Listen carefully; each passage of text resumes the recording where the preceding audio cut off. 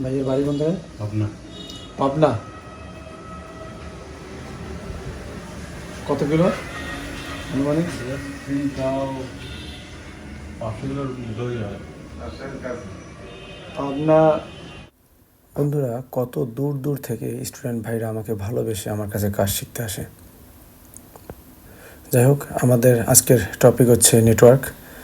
Mobile solution বাংলার পক্ষ থেকে আমি আপনাদের সাদ্দাম ভাই আবারও একটা ভিডিও নিয়ে আসলাম। আজকের ভিডিওর টপিক হচ্ছে নেটওয়ার্ক লো আর কি। তো এই ফোনটা আমাদের হাতে দেখতে পাচ্ছেন, এটা একটু খেয়াল করি আমরা, যেখানে নেটওয়ার্ক নাই বললেই চলে, মাঝে মধ্যে একটা সিগন্যাল আসে। তো এটা খুবই লো, যা আবার আসছে। তো এটা কীভাবে আমরা রিপেয়ার করব, আমরা স্টেপ বাই স্টেপ দেখানোর চেষ্টা করব। নেটওয়ার্ক নিয়ে অনেক টেকনিশিয়ান ভাইয়ের দুর্বলতা কাজ করে, যেগুলো তারা বোঝে না কোন সেকশন থেকে এই সমস্যাগুলো আসতে পারে। বন্ধুরা, তার সাথে আমি বলতে চাই, আপনারা চাইলে এই চ্যানেলটি সাবস্ক্রাইব করে রাখতে পারেন, কারণ আমি মোবাইল রিলেটেড ভিডিও আনতেই থাকি। আপনি যদি চান এই জগতে একদম এগিয়ে থাক, তাহলে এই চ্যানেল মোবাইল সলিউশন বাংলার সাথেই থাকুন। বন্ধুরা, এখানে আমরা একটু চেক করে দেখতেছি যে আমাদের যে প্রবলেমটা কোথা থেকে আসছে। এই জন্য কিছু চেকিং আছে, আমরা একটু অবজার্ভ করতেছি যে নেটওয়ার্কটা আমাদের কত সময় পর আসতেছে। এখন আবার বাংলালি লেখা আসছে, দেখেন, খেয়াল করেন। এই যে একটা আমাদের এই যে সিগন্যাল দেখতে পাচ্ছি আমরা, একটা সিগন্যালের মতো, যে তাও খুবই লো। তো এসব সমস্যা অনেক জায়গা থেকে আসতে পারে। এটা আমাদের আরএফ কেবল, অ্যান্টেনা, সকেট, সুইচ এবং কম্পোনেন্ট মিসিং এবং 2G 4GP এর কারণে সমস্যাগুলো এসে থাকে। তো এগুলো আমাদের ট্রেসিংয়ের বিষয় আছে, ভোল্টেজ মিসিং আছে কি না। তো এখন আমরা এখানে একটা কোড ডায়াল করব, যে কোডটা হচ্ছে ***0011#। বন্ধুরা, এই কোডটা ডায়াল করার সাথে সাথে আমাদের এখানে সিম ইনফরমেশন চলে আসবে, এবং সেখান থেকে আমরা দেখে নিব যে আমাদের IMEI এবং MIPI কি কন্ডিশনে আছে। তো আমরা একটু ট্রাই করতেছি, কল দিয়ে আপনাদের দেখানোর চেষ্টা করতেছি যে দেখেন, এখানে কিন্তু কানেকশন, EMMI ইরোর, এই ধরনের কিছু ইরোর আসবে। তো কোডটা আমরা ডায়াল করলাম, সাথে সাথে আমাদের সিম ইনফরমেশন চলে আসলো, এবং আমরা সিম ওয়ান ইনফরমেশন ঢুকে আমরা এখানে দেখতে পাচ্ছি দুটাই ঠিক আছে, পাস আছে। তো এখন আমাদের সেকেন্ড যে স্টেপ হবে সেটা হচ্ছে আমাদের হার্ডওয়্যারে কাজ করতে হবে।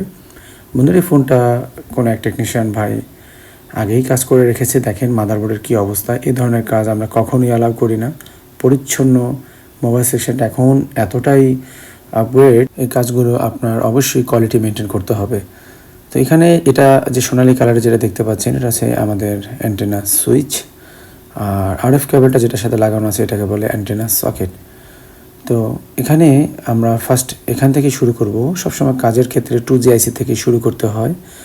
2G 7 মতো, 1.7 দেখছেন দাদা, 1.7 এই ভোল্টেজটা এ পর্যন্ত আসবে।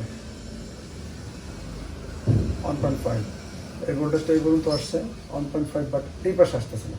দেখেন, নাই আছে, কোনো বিপ আছে না, এই যে কোনো বিপ নেই, এই জায়গাও নাই, এই জায়গাও নাই। কিন্তু সেম বোর্ড যদি আমরা আপনাকে দেখাই,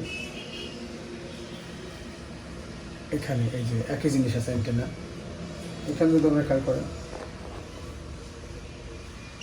আছে, তাহলে আমরা এখন এইটাতে চেঞ্জ করবো। মূলত বন্ধুরা, এখানে আমাদের যে অ্যান্টেনা সুইচটা আছে, তো এখানে আমাদের এপাশে যে 1.78 সুইচিংয়ের মাধ্যমে যে ভোল্টেজটা এসে থাকে, এটা আমাদের ওই পাশে ওই প্রান্তেও যাওয়ার কথা, সেটা আমরা পাচ্ছি না। তো আমরা বিপ রেঞ্জে দিয়েও দেখালাম যে এই পাশ থেকে ওই পাশে কোনো সংযোগ আমরা বিচ্ছিন্ন পাচ্ছি। তো এই জন্য আমরা এই অ্যান্টেনা সুইচটা চেঞ্জ করব। এটা আমাদের অন্য একটা মাদারবোর্ড থেকে নিব, বা আপনারা চাইলে যে কোনো মাদারবোর্ড থেকেই এই অ্যান্টেনা সুইচটা নিতে পারেন। তো বন্ধুরা, এই ধরনের মাদারবোর্ড খোলার ক্ষেত্রে আমরা হিট 350, যেহেতু আমার TR1300 হট ইয়ার গান, এটা অনেকটাই অন্যান্য হটগানের থেকে রাফ হিট বের হয় না। তার জন্য আপনাদের যে হটগানগুলো আছে একটু কম হিট দিয়ে শুরু করার চেষ্টা করবেন। 330 থেকে 350-এর উপরে না ওঠাই ভালো, কারণ এই বোর্ডগুলো ফুলে যাওয়ার ভয় থাকে। সেকেন্ড টাইম যখন উঠাবেন, উঠানোর পরে এখানে অবশ্যই 138 ডিগ্রি দিয়ে আপনারা করে নিতে পারেন, একটু রাঙের যে টেম্পারেচারটা কমায় নিতে পারেন, তাহলে রিস্কটা অনেকটাই কমে যাবে। কারণ অনেক নতুনদের জন্য বলতেছি, কিছুই হবে না, তারপরেও রিস্ক না নেওয়াই ভালো। তো আমরা পুরনো যে অ্যান্টেনা সকেটটা সেটা খুলে নিলাম। এবার ওই পুরনো মাদারবোর্ড থেকে এই অ্যান্টেনা সকেটটা আমরা এখানে নিয়ে আসছি এবং আমাদের এই মাদারবোর্ডটা এখানে আমরা লাগিয়ে দিব।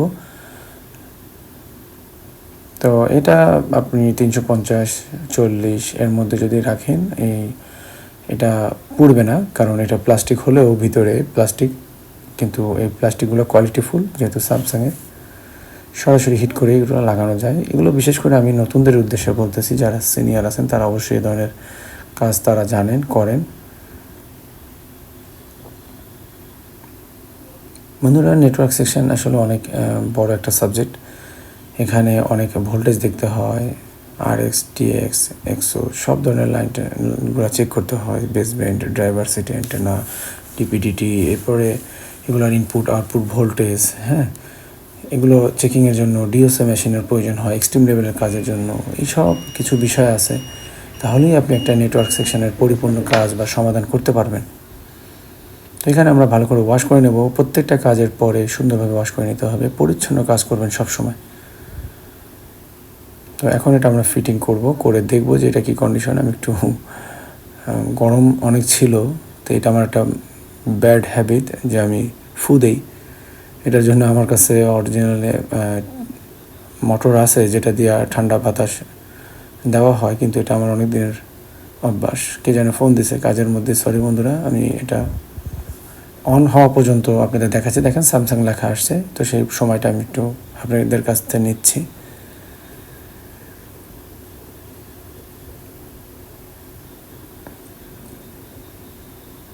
তো এখানে আমাদের ফোনটা অন কন্ডিশনে চলে আসছে। এখন আমরা একটু চেক করে দেখব, আপনাদের দেখাবো। আশা করি যেহেতু এখান থেকে সমস্যা আমরা পেয়েছি, সমস্যা আমাদের এখান থেকেই ছিল, কারণ লো নেটওয়ার্কের জন্য এও দায়ী থাকে। আপনারা আগের ফোনগুলো দেখবেন যে শর্ট করে দিত, তো এগুলো আমরা এখন করি না লেটেস্ট ফোনে। তো এখানে আমরা একটু কোড ডায়াল করে দেখবো যে আমাদের ব্যালেন্সটা দেখাচ্ছে কিনা বা নাম্বারটা দেখাচ্ছে কিনা, তাহলে আমরা বুঝতে পারবো।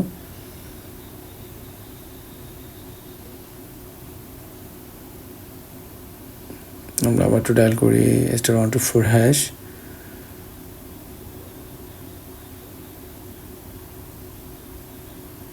আচ্ছা, আমাদের নেটওয়ার্ক চলে আসছে। যেহেতু পিছনের কোনো নাই, আমরা একটু এটা টাচ করে ধরি, আশা করি চলে আসবে। আলহামদুলিল্লাহ, আমাদের কিন্তু এটা চলে আসছে। এখন আমরা কিন্তু ফিটিং করে ফেলছি ফোনটা।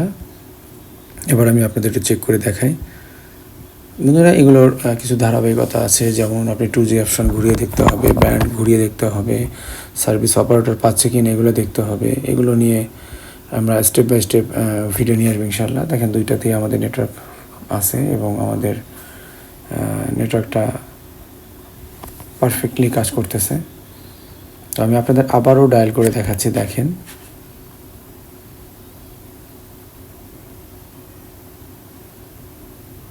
তো এটা যদি একে এক কাজ করে তাহলে কিন্তু আমাদের একটা টাইমিংয়ের মধ্যে, হ্যাঁ, এখানে আমাদের চলে আসছে। আলহামদুলিল্লাহ, কাজটা হয়ে গেছে, আল্লাহর কাছে লাখ লাখ শুক্রিয়া। বন্ধুরা, আপনারা যদি মোবাইল সার্ভিসিংয়ের কাজ দোকানে বসে লাইভ, প্র্যাকটিক্যাল এবং থিওরিক্যালে শিখতে চান, তাহলে অবশ্যই মোবাইল সলিউশন বাংলা আপনার জন্য একটা বেস্ট চয়েস হইতে পারে। আপনারা অবশ্যই আমার সাথে যোগাযোগ করতে পারেন। এই কাজগুলো আমি হাতে কলমে নিজে শিখিয়ে থাকি। তো সবাই আমার স্টুডেন্ট ভাইদের জন্য দোয়া করবেন। আমি ভিডিওতে আসলে তাদের জন্য দোয়া চাই, কারণ তারা আমাকে অনেক ভালোবেসে অনেক দূর থেকে আসে, আর আপনাদের দোয়া পাইলে আরও আল্লাহর রহমত থাকলে অনেক দূর এগিয়ে যাবে ইনশাআল্লাহ।